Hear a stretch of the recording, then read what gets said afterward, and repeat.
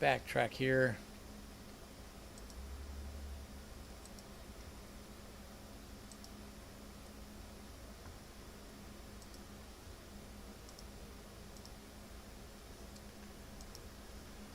So here's some pictures of Scott's car when I was working on it earlier. I don't have these actually too organized, but we can go through it. So here's some pictures that you see. There was two holes in the firewall going into the cowl for the windshield washer sprayers. That's the motor mount we're using. Okay, wait a minute. Some of these are.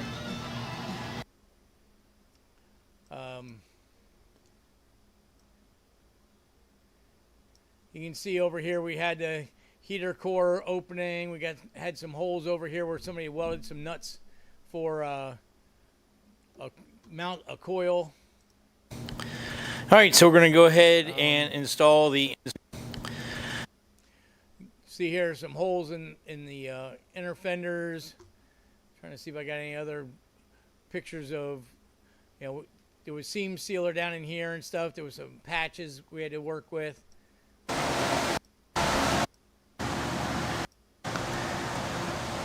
And there it is in the car. You can kind of see some of the holes up so here. We're definitely going to have to make a three-piece dry shaft, steering shaft, because there's not going to be enough room for the exhaust manifold there. We're going to work on that next. And let's see where our angle on the engine is. So the angle. So yeah, so that was and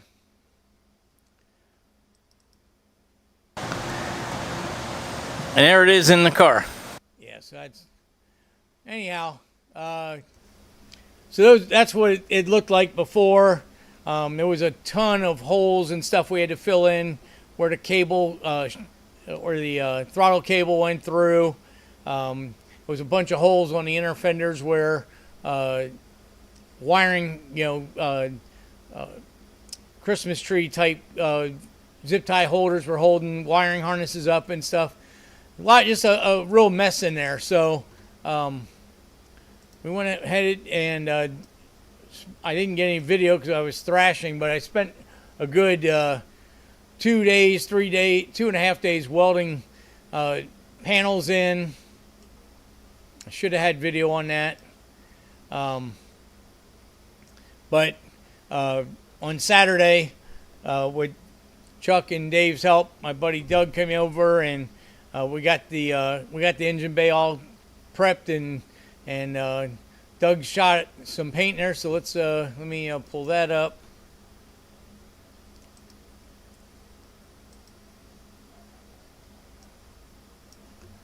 So here's a quick video because we were already within 5 minutes of the show starting when I took this video. I took a longer one, but for some reason there was nothing on the SD card, so I don't know what happened there. But anyway, here's what it looks like now. There's Scott's Vega, all painted up. We got all the holes filled. So I can just stop this and show there was like 4 holes all along this panel here. There's a patch here that we had to blend in. Scott didn't want to make it look like it wasn't there, but he just wanted to make it look nice. Plugged up the blower fan hole there. And here's I'll turn the video back on. Here's a heater delete box I made. Made a heater block off. Bunch of holes filled on this side. We shot it in the factory color with some flattener in the clear. So apologize about the music in the background because I was already in the 5-minute countdown for the show starting. So it was playing in the shop. Not much I could do about it. Painted the underside of the hood. Got it all looking good. Painted the underside of the hood. Got it all looking good. So that's, let me, I'm in a total mess right now here. All right, so that was an engine bay. Very short, quick video because I was running around trying to get this all squared away.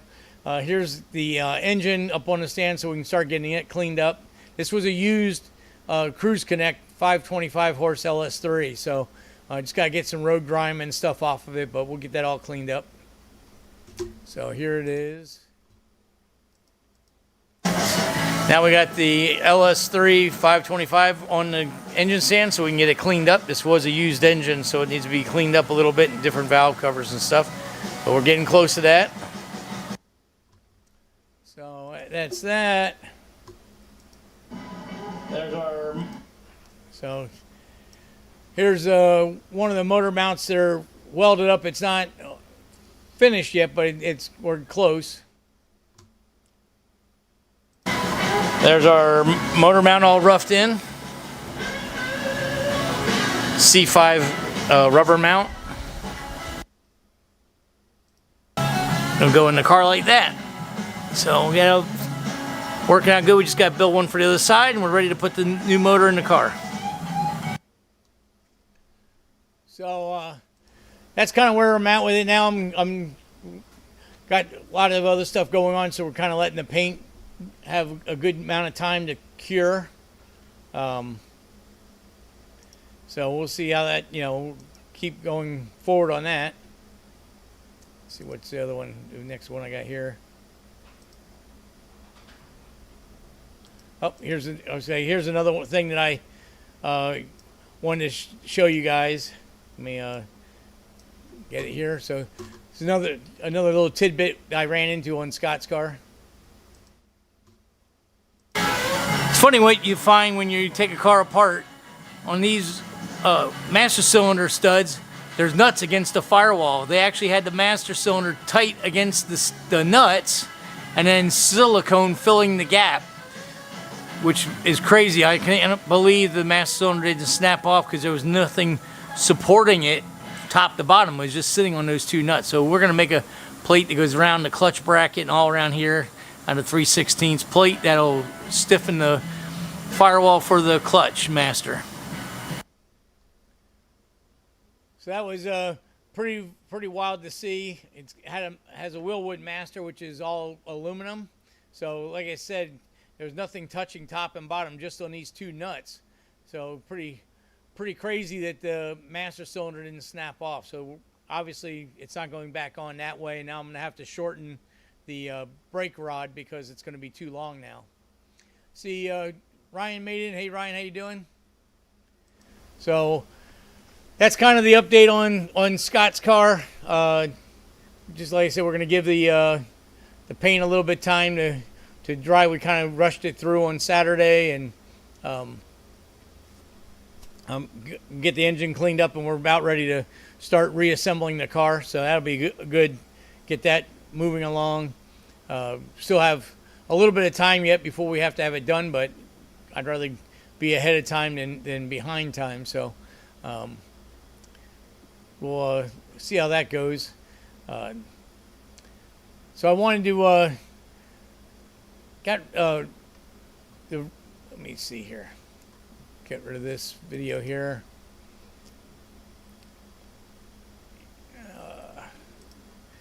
Bring up.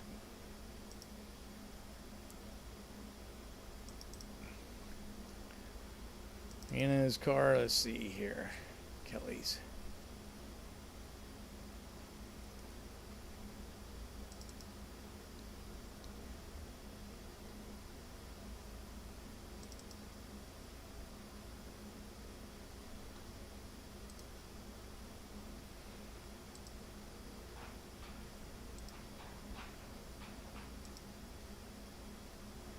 Okay, so here's a couple pictures of T5's car before it got on the track and got wrecked. But there was getting ready when we were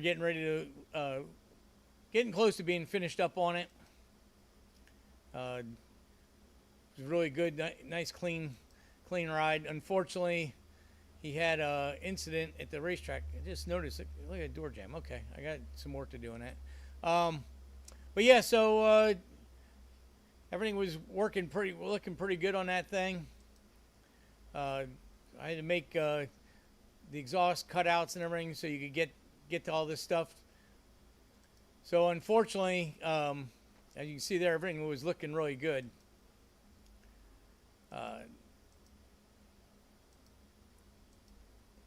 Basically all this stuff. Those were just some of the old pictures of the car. So we unfortunately, after he was running the car, getting getting the driver up to speed. He'd been about 3-4 years out of the car, and just trying to get everything set up so we were ready to go and start putting the power to it.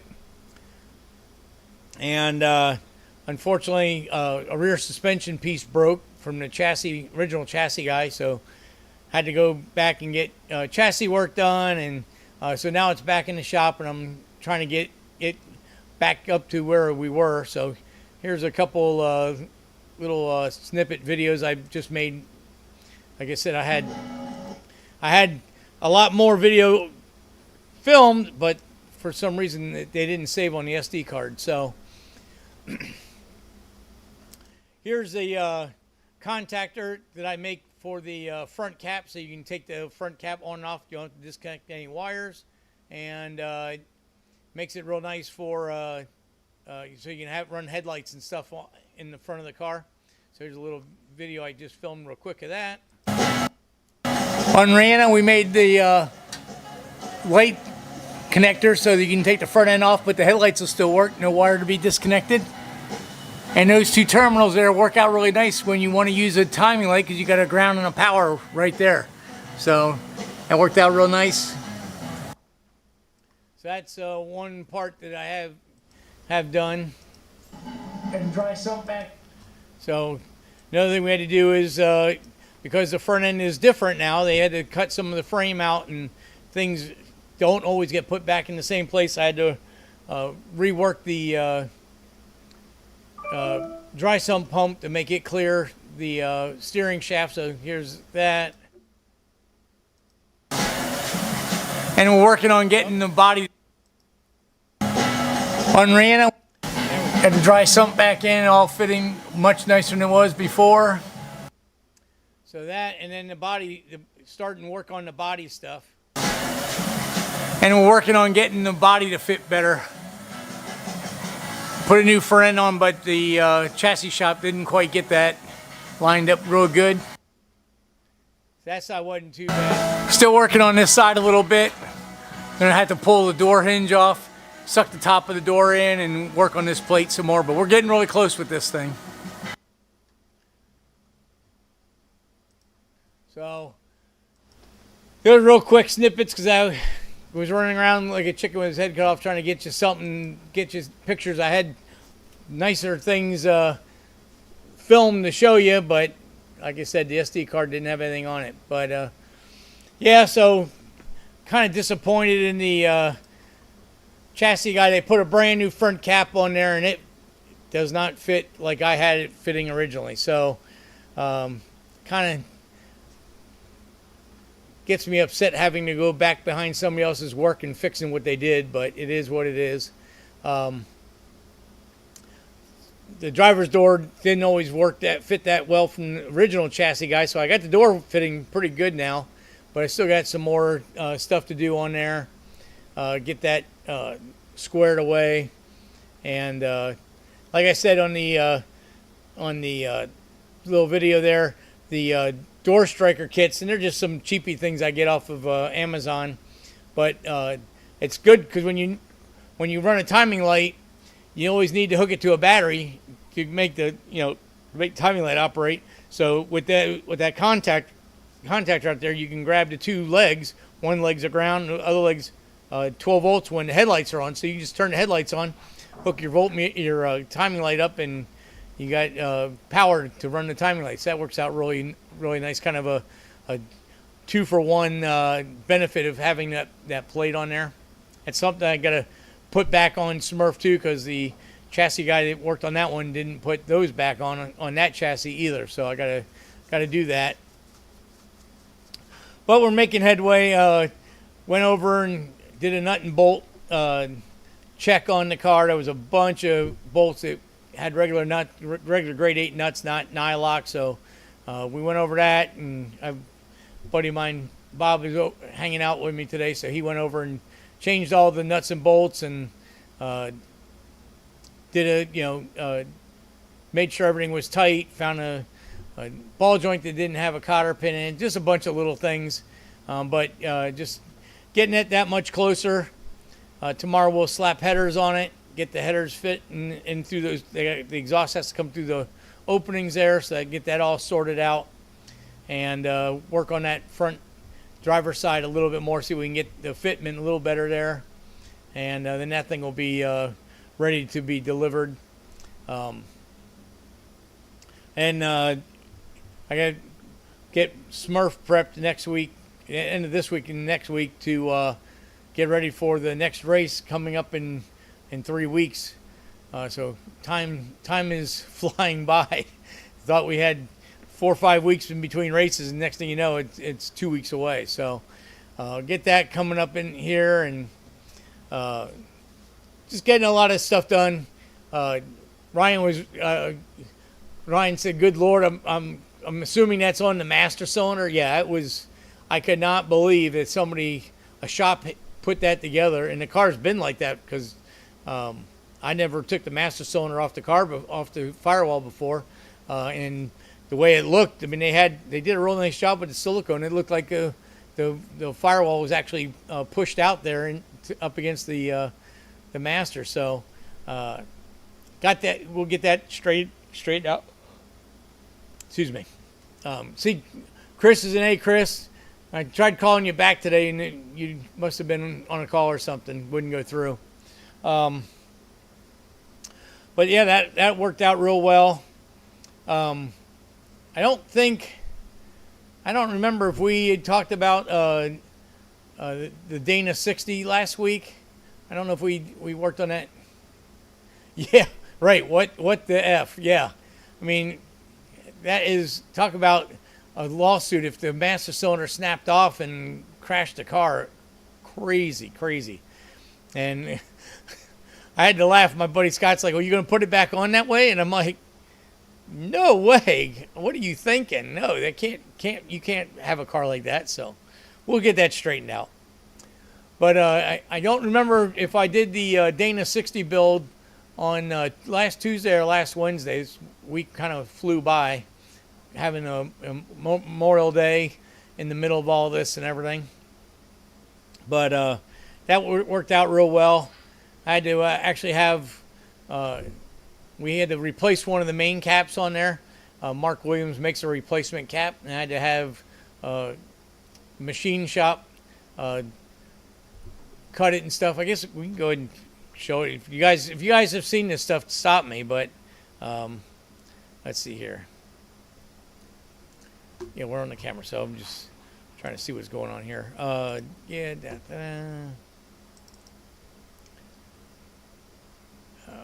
have that under Connor. Yep, Connor Nader 60. Yeah, so I got a teardown video, but I don't have.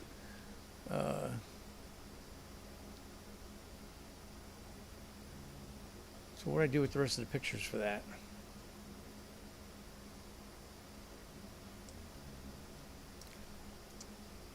That may be on this other piece here. No, that's USB. Apologize not having all this stuff organized for you guys.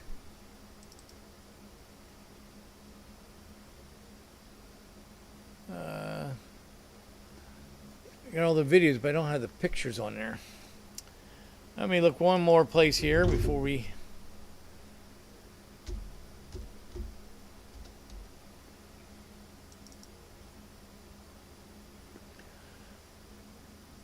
Yeah, I took it apart only. Okay, thank you, Dave.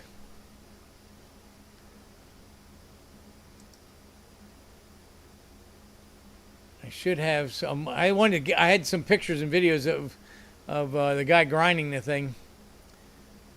Where is it?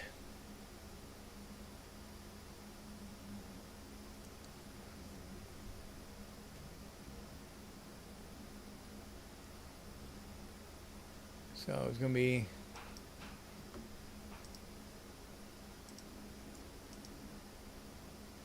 Let me download these real quick.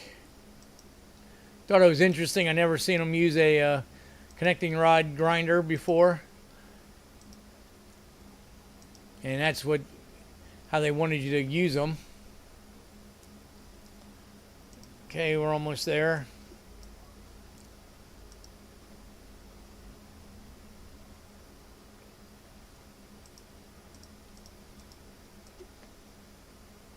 Nope, I don't want to put them there.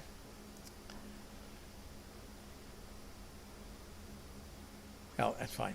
Just run them out of there for now. Okay.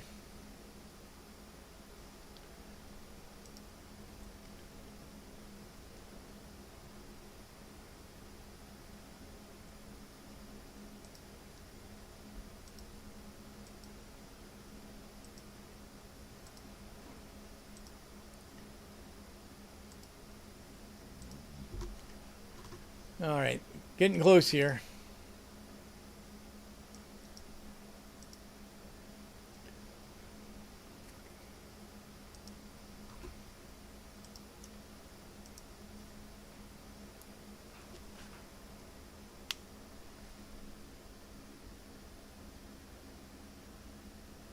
No, okay. So anyway,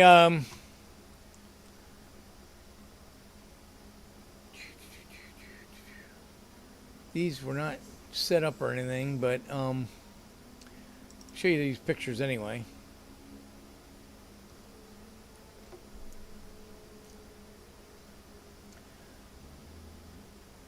Yeah, so this is an old school crank grinder, but you kind of see there, I got it open in the wrong thing. I can't, oh, wait a minute, I can.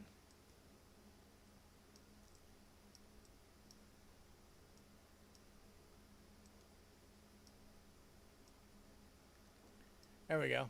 So you can see there's the rear end cap.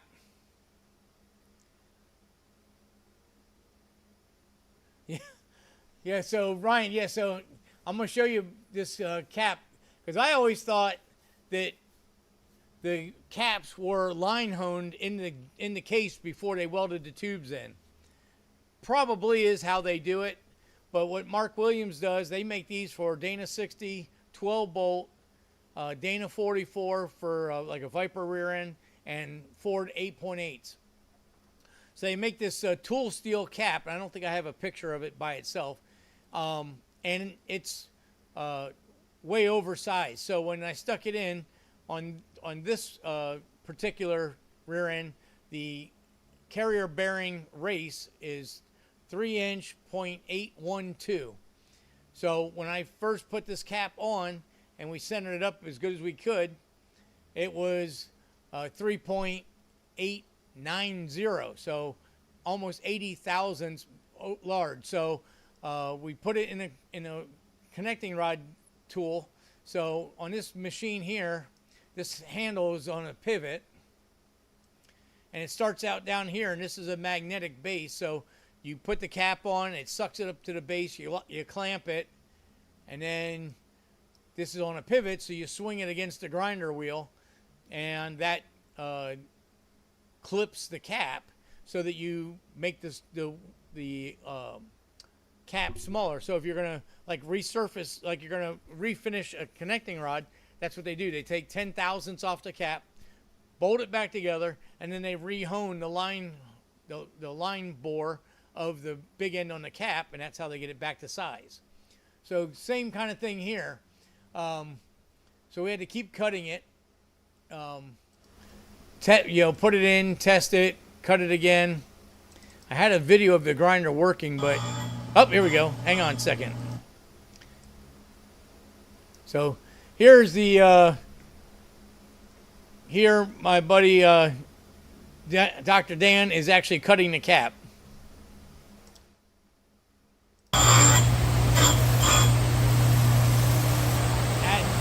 Adjusting to millimeters.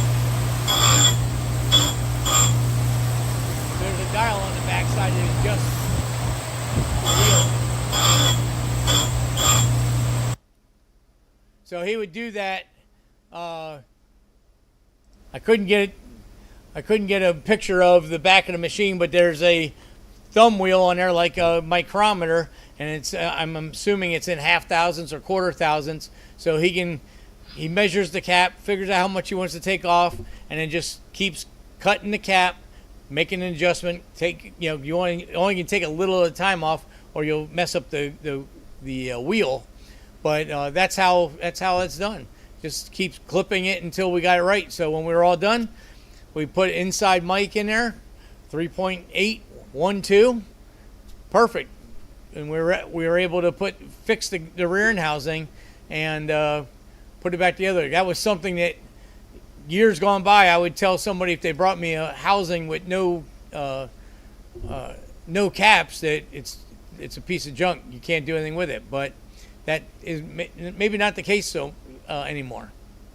So anyway, I always like on Dana 60s, and I'm gonna make this it'll be a full video, but your shims for the pinion depth are behind the race, the inner pinion race, and the side to side, your backlash is behind the carrier bearings on the differential. This actually had a spool in it. So what I normally do is I take it in the lathe. Well, first I do this I do this on the pinion on all differentials because it just makes the bearing press on and off easier.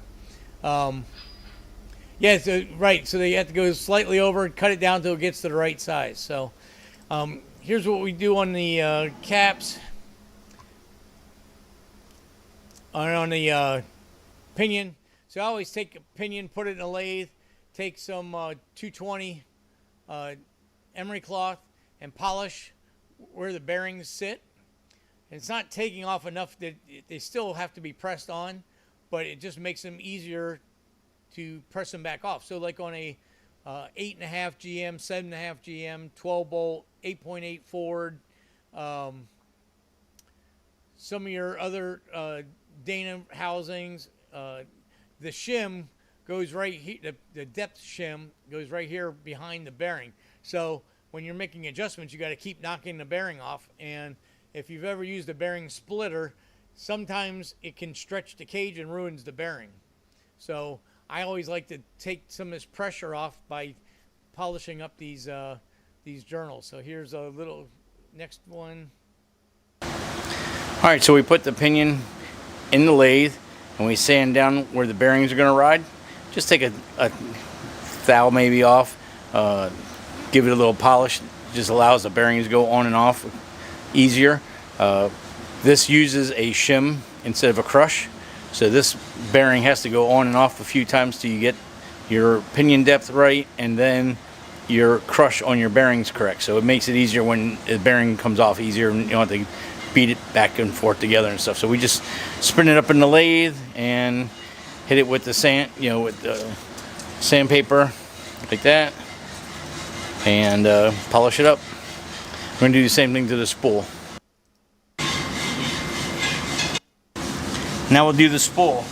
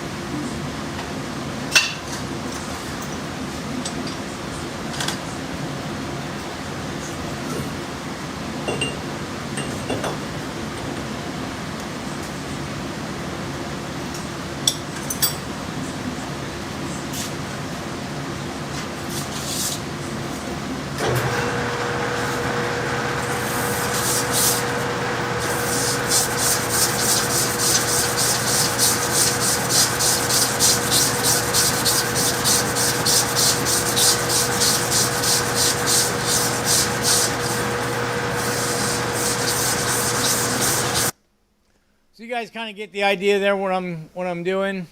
It just makes everything come apart a lot easier. As long as there's still a little crush on there, you're good. You're fine. All right, So I was just putting, so that's putting the ring gear on, putting the vise so you can torque all the bolts down. See what we got after that. Here I'm gonna torque it. all right, so we got the torque wrench set at 65. Now we're going to go and torque it. I had to put a bar. All right, so we got our torque wrench set at 60. There's a bar in here. I had to redo this so there's, that way it stops the rotation. All right, so we have our old pinion. Let me go back. All right, so we got our torque wrench set at 65 foot-pounds of torque. Put a arm in here so when you go to torque it, it stops at rotation. We'll go ahead and torque them in now.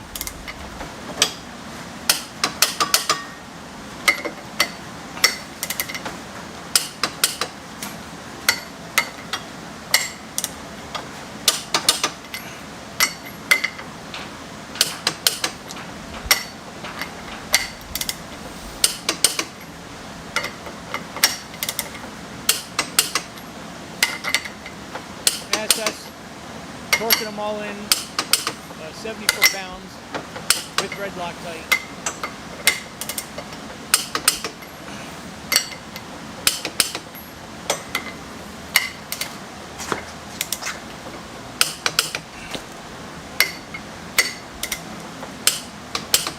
All right, so they were all torqued.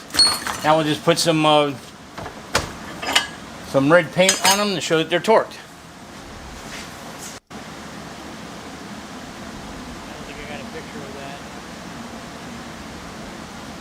Just like I do with my engines, that way I just know when everything is tight.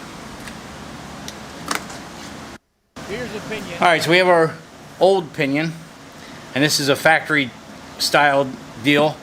Doesn't that thing look great the way it got all tore up when that cap broke?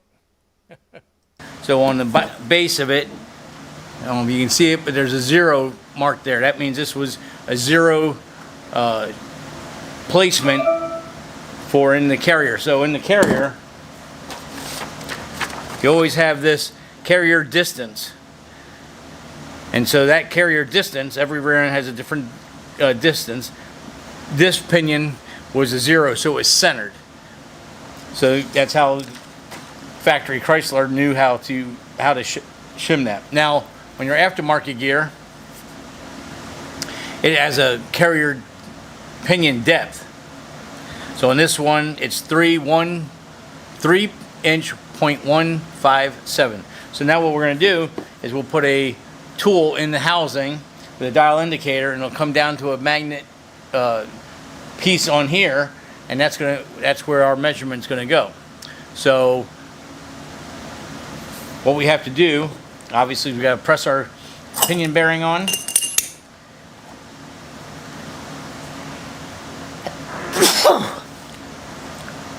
Now on the Dana 60, you've got a shim pack that goes behind the carrier, the outer or the inner. On a Chrysler Ren, you have a shim kit that goes behind the inner pinion race, and that's how you set your pinion depth. And then you have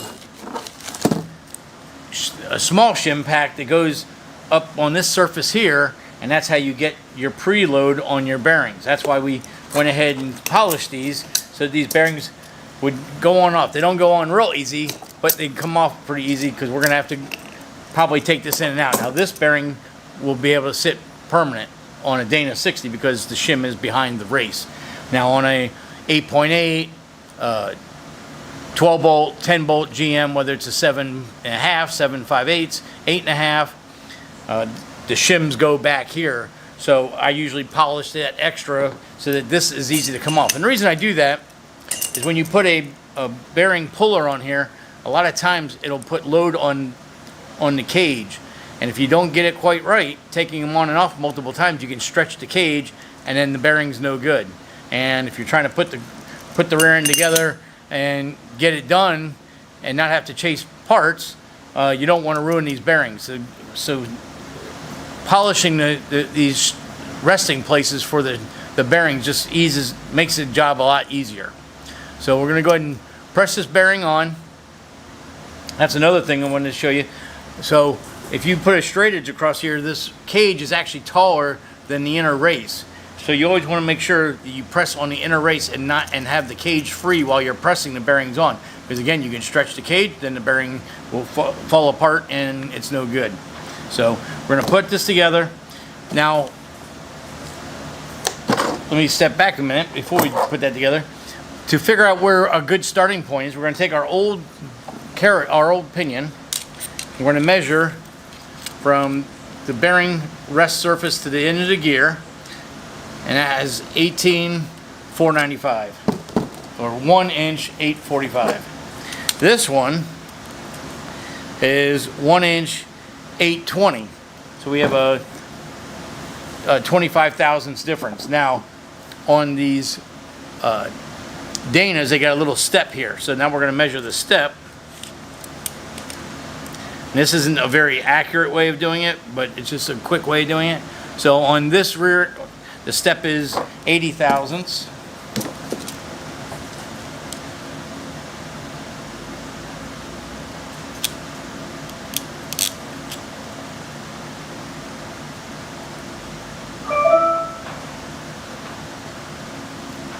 So it's 125. Measure this one again.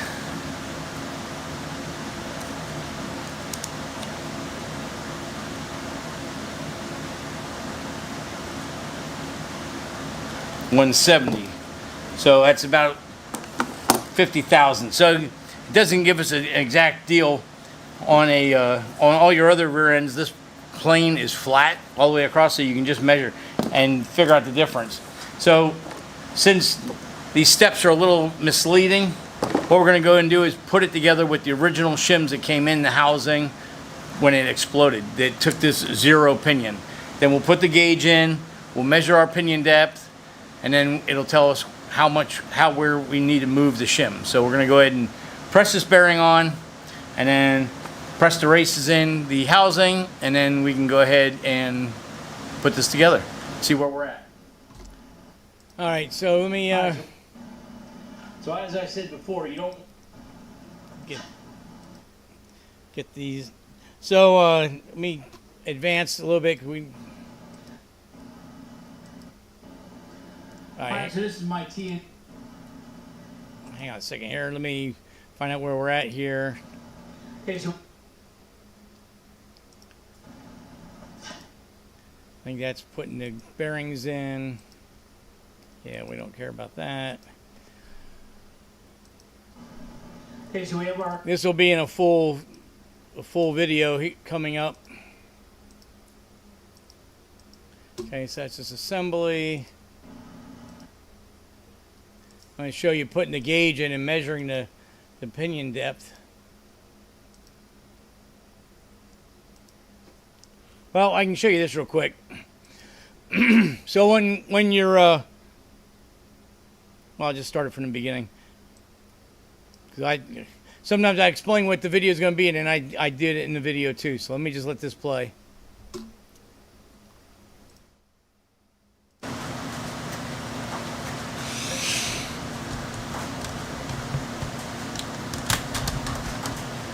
All right, so we put the pinion through, put the bearing in, no seal, no crush sleeves, put the yoke on.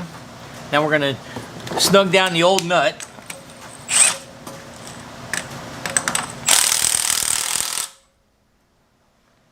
Now what we want to do is we want to put 30 inch-pounds of drag using our inch-pound meter. We want 30 inch-pounds of drag. That's how we know where our bearing load is going to be when we're all done.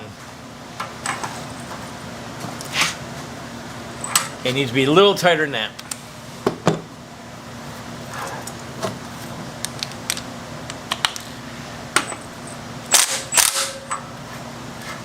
Feels pretty good there.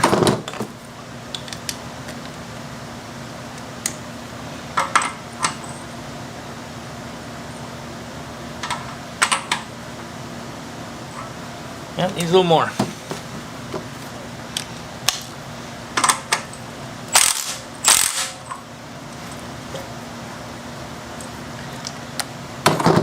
Definitely got some drag on it now.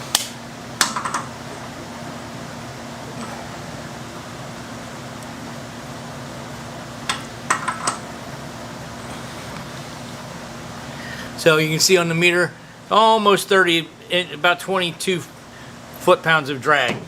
So there's no seal, so that would probably be 30 when it's all together. So now this pinion is set with those shims at the proper setup. So now we're going to go ahead and rotate the housing. Now we're going to stick the tool back here and read our depth. And that was inch pounds, not foot pounds.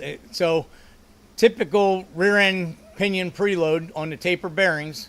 We talked about this in other shows. You always want preload on the taper bearings. You don't want them loose because then they don't ride smoothly on the races. So 30 inch pounds is the normal drag for a new bearing. Of course, that's with the seal installed. We have no seal, so a couple inch pounds less is appropriate.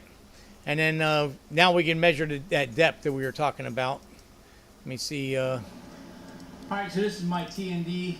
Now,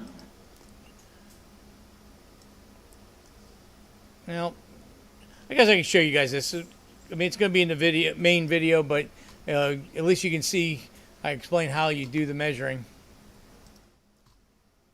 All right, so this is my T&D pinion depth gauge tool. Same company as the rocker company, T&D. They actually make quite a bit of different tools, and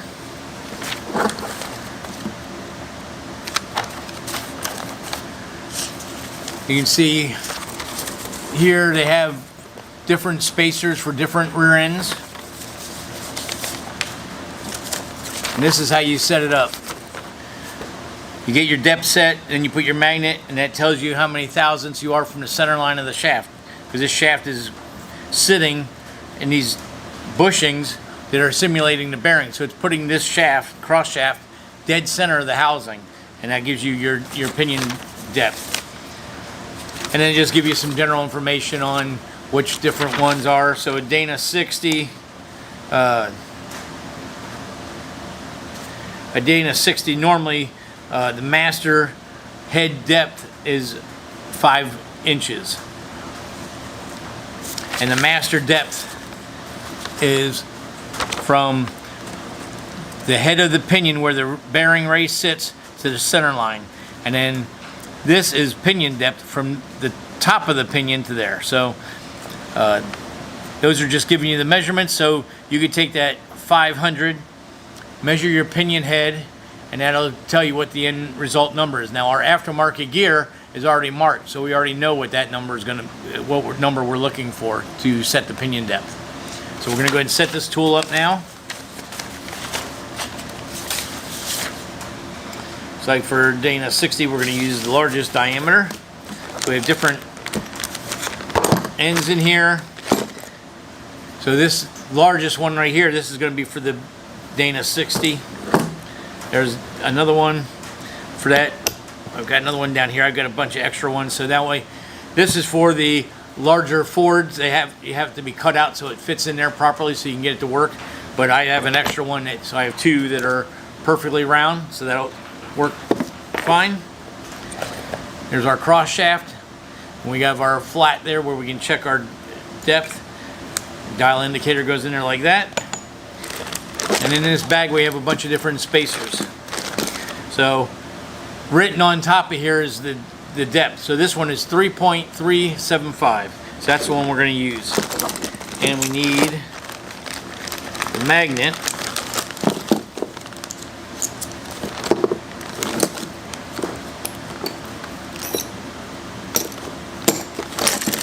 And we need this magnet that's already equated into the kit.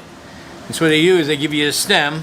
It goes in the end of the dial indicator. And this is a measuring tube. It's got a set screw locked out, so when it's zeroed, when you zero it,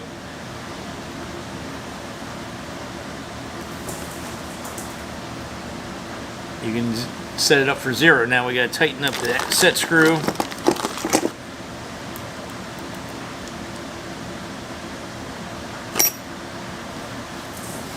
So now we can set our 0 tool.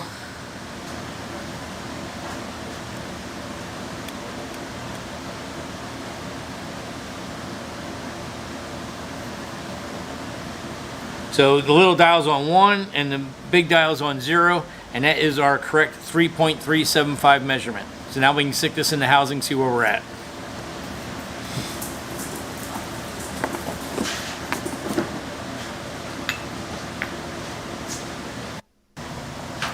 Okay, so you want to snug these caps down pretty tight.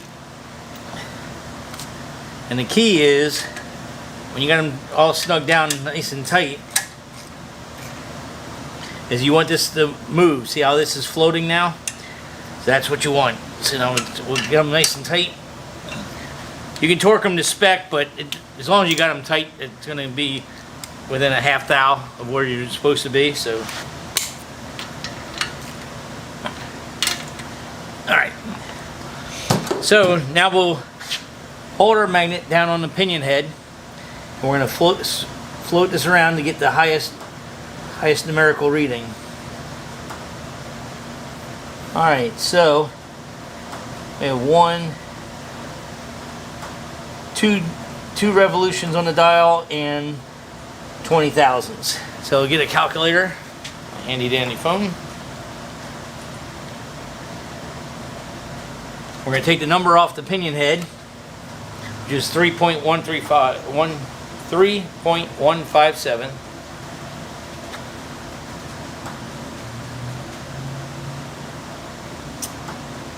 No, it's supposed to be a point. 3.157. So there's our basic number. Now we're going to take what we... Oh, I'm sorry, went backwards. So we're going to take our calibration tube is 3.375. So we got 3.375. Now we're going to subtract 0.220 because the dial went around twice and it rested on 20. Hit equal, and that puts us at 3 inch 155. So we're 0.002 from exact. So now we can go 3.375 minus our target, which is 3.157, and it says 218. Yep, I didn't do that right. 3.375 minus 3.175 equals. So it's 218 is where our target is. We're at 220 now. So to go up, we need to pull 2 thousandths out of the shim underneath the carrier. So we're going to go ahead and do that now. So we're going to take the pinion head out, take 2 thousandths out of the shim in front of the pinion bearing, and then we'll put it back together and double check our measurements, and then once that's all good, then we can go ahead and do our final assembly. So I'm going to go ahead and pull it apart now. So that's the most critical setup in a rear end, because now that once you have the pinion depth set properly, then all you have to do is use shims to put preload on your differential spool or posi or open diff, whatever you're using. Get the proper preload and then the proper backlash, and the rear end's done. So for instance, I should probably pay someone to set my 8.8. So one key thing about 8.8s, Ford did a really good job with the 8.8. So if you have a stock 8.8 rear end that's not making any noise, you can pull that differential apart, and hopefully nobody's had it apart, but they would paint a +2 +1 0 or a -1 -2. I've even seen -0 on the stem of the pinion. And if you buy a Ford Motorsport replacement gear, it will have the same paint numbers on there. You can just take those numbers, measure the shim, change the shim. So the shim always changes the opposite direction. If it's a +2, you take 0.002 out. If it's a -2, you add 0.002. But I mean, you can do it without having a bunch of special equipment, but it doesn't hurt to do it the other way.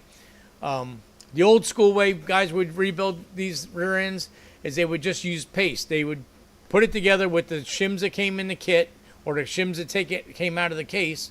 They'd put it all together, paste the gear, look at the paste, and then go back and try to make adjustments by looking at a chart and trying to figure out your patterns. When I first started doing differentials a long time ago, that's how I did them also until I bought equipment. I prefer doing it this way because I always thought math doesn't lie. And when you're looking at a pattern, there's always a bit of interpretation to what the pattern looks like, how much load you put on the carrier as you're turning it to squeeze the compound, the marking compound out to see how it goes. So it's you know, you can always do it that way, but doing it the math way is my I consider the best way. Rinsen says, "I'm a Marine buddy missing some fingers. I always tell him that he's a little short-handed." That's good. Yeah, it's funny. I mentioned this before, a long time ago in one of the early shows, but using milling machines and lathes and cut-off saws and wheels of death and all this stuff, I was always so careful to, you know, keep an idea where your fingers are and stuff, you know, because you always heard of the cabinet maker running boards through the table saw and runs his fingers right through the table saw. So I was always so nervous about that. I was always very, very, very careful about that.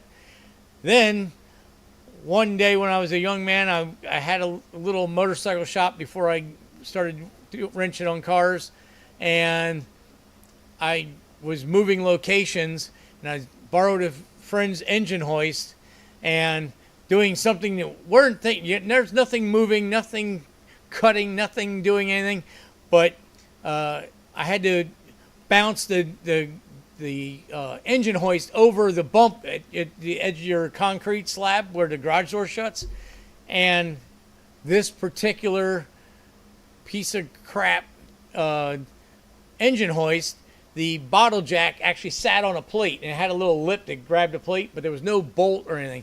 So I picked it up and jumped it over that curb, and when you know, it bounced and the jack fell out and my fingers were up in the top of the pocket there. So where you would think missing some fingers, run them through a saw or a lathe or milling, nope, nothing, never during any dangerous metal machinery or anything like that. Nope, just moving an engine hoist. That's how it got me. So just crazy how things can happen. So let me just, since we're getting a little late here, again, you know, you guys always get to see these raw footages before we're done.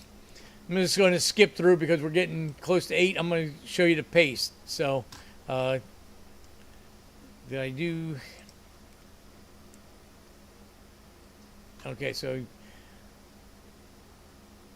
yeah, this is a short one. I don't see what I'm talking about here. This is just before I got ready to paste. But I still, even though I do it by math, I still do paste. Still do paste the gears to see what the marking shows. It's just a double check. So anyway, here's getting the carrier ready to go together. So we dropped the carrier in, had 0 backlash with the old shims. So now we got to pop the bearings off to change the side load shims. So that's the reason I polished the spool. So these bearings would come on and off pretty easy. You can see here, right now the race is free. So when I pull this off, it shouldn't hurt the bearing. But that's the thing you have to be very cautious about when you're taking the bearings on and off. But we'll take these off, make a shim adjustment, and then we'll put it back together and see where we're at. Okay, and then here's the shim adjustment. Good.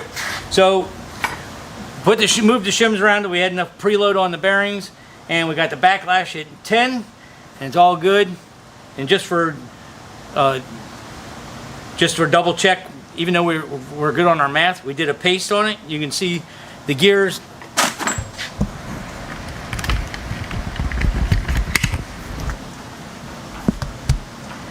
You can see the pattern on that side and the pattern on this side. She's aces. So time to put the cover on, fill it with grease, and send it on its way.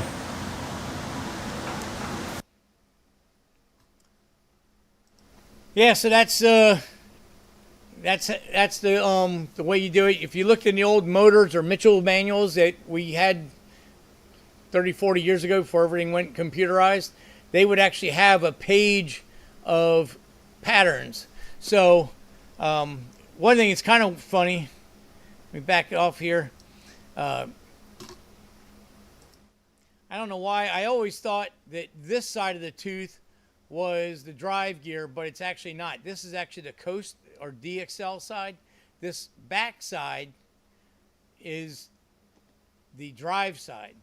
So what you're always looking for is you want this oval shape where it's all the marking compound is wiped clean on the drive. You want it as close as you can, front to back, centered in the gear. And then on the, let's see if we can get just a paste. Let's see. Yes, that's the drive side. And you can see how the part where all the marking compound's gone is pretty centered on the gear. That's what you're looking for. And on the coast side, there's our coast side. And again, the same thing. Now on the coast side, usually the clean spot is going to be a little closer to the heel of the tooth. They always call this the closest to the center of the heel, and this is the toe of the tooth. So you can see that this one is kind of like right in here. That is perfect for the DXL coast side. And then here, a little bit more farther up, but in the center of the gear is our paste clearing for our drive side. So that's what you always are striving for.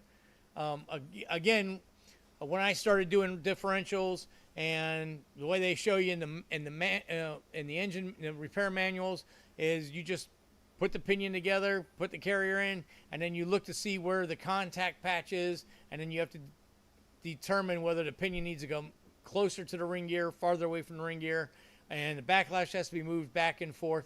But doing it with the math, I feel, is way easier, way faster, and then I just use this as my backup just to verify that everything is looking right.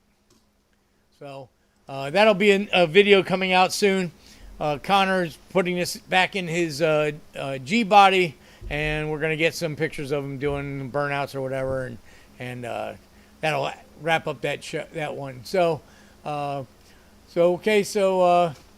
Rinson says, taught us that in tech school back in '96. Yeah.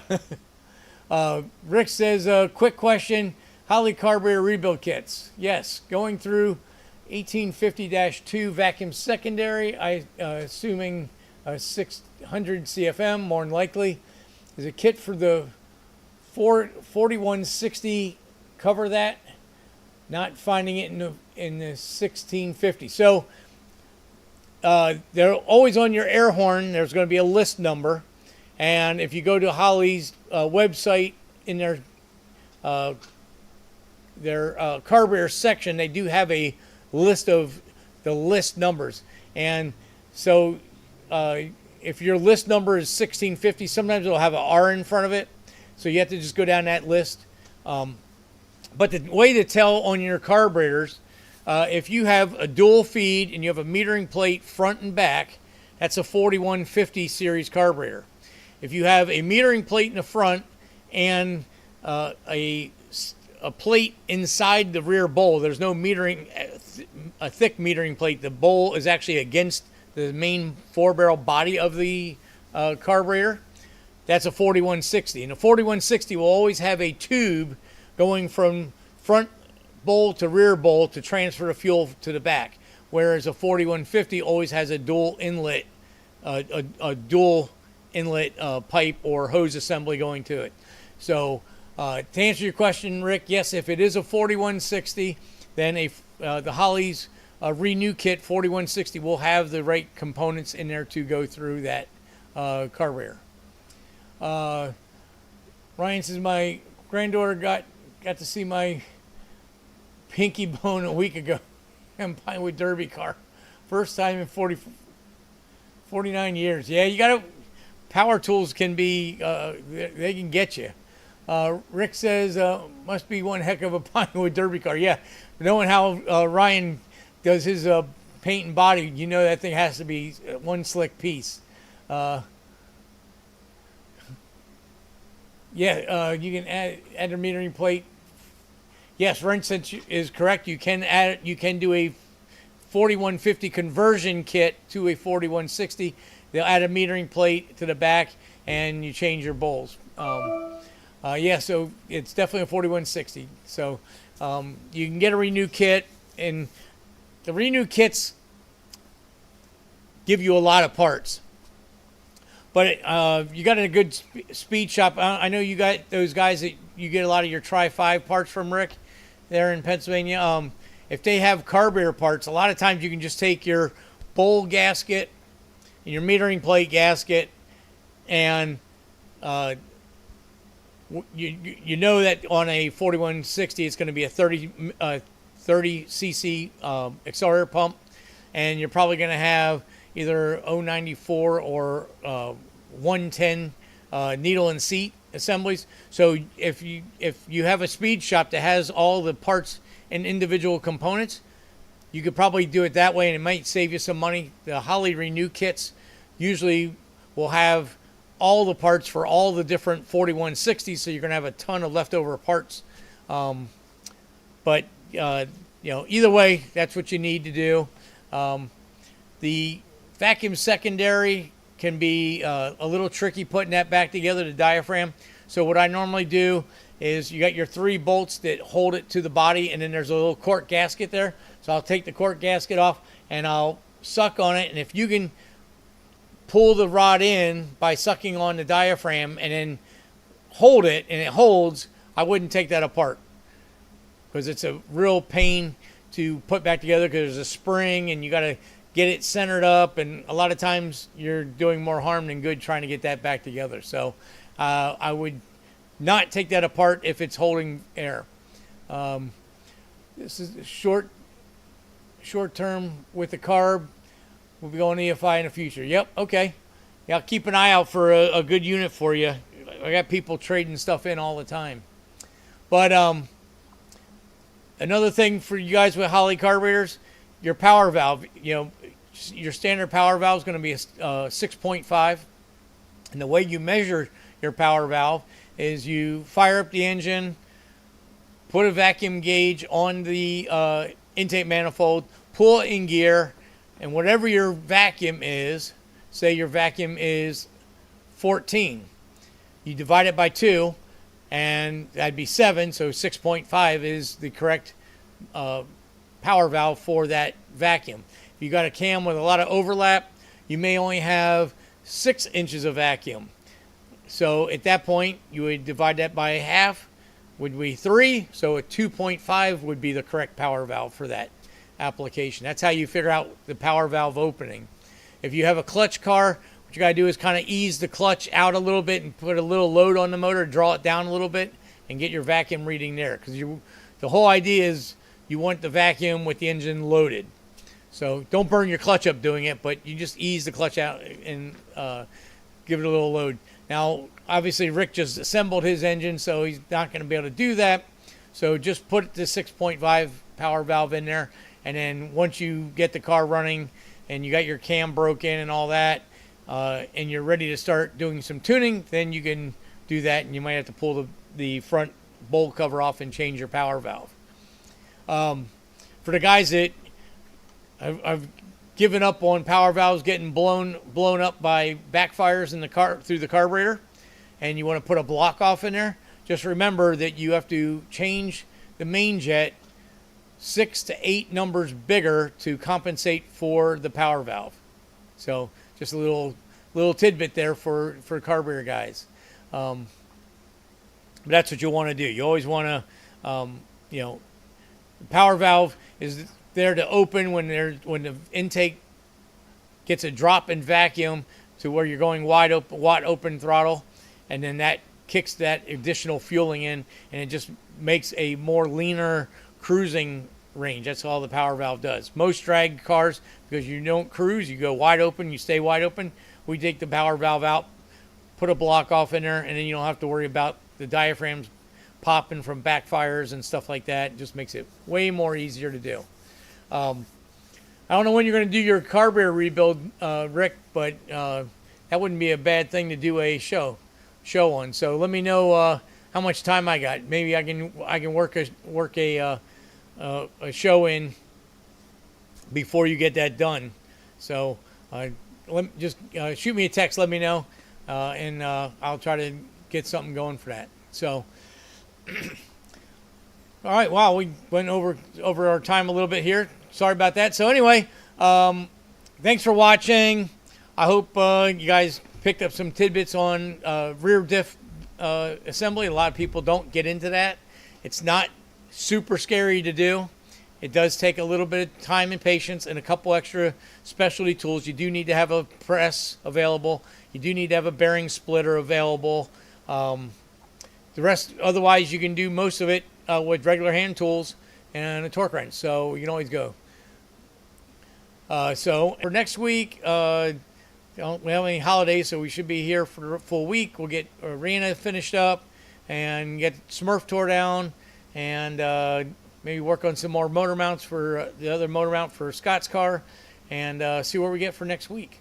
Been working on some of the T-type, but we have I haven't, the alternator's not working on it, so I got to work on that before I can do any street tuning. So, and get the taillights working. So that's a little catch up for that one too. So anyway, smash the like button, subscribe if you haven't subscribed.